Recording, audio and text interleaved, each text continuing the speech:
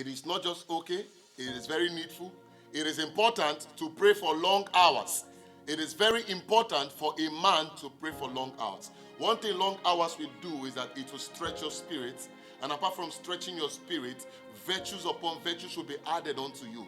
Look at those in Babylon when they stay at the wine. When they stay long with the wine, what happens? The more you stay with the wine, the more your eyes open and the more you get drunk.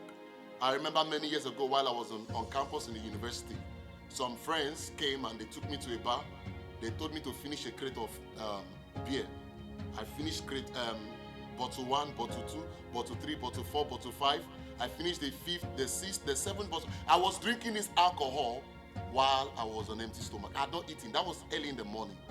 This was many years ago before I got born again. So while I was tarrying at the wine, what happened is that when I stood up, I was no more myself. I had been overcome by that alcohol.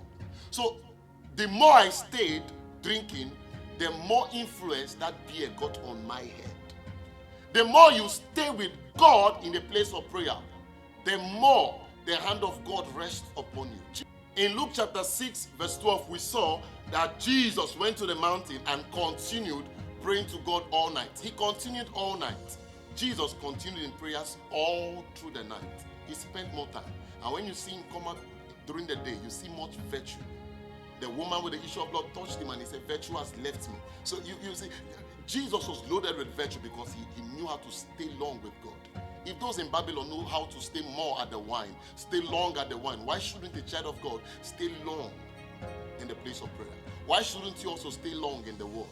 The more I spend time with the word, literally I feel the anointing upon me. The more I spend time in prayer, literally the anointing comes. So the more you spend with God, the more time you spend, the more virtue. The less time you spend, the less virtue. There is no breaking of this protocol. So, is it okay for you to pray for long hours? It is okay. It is needful.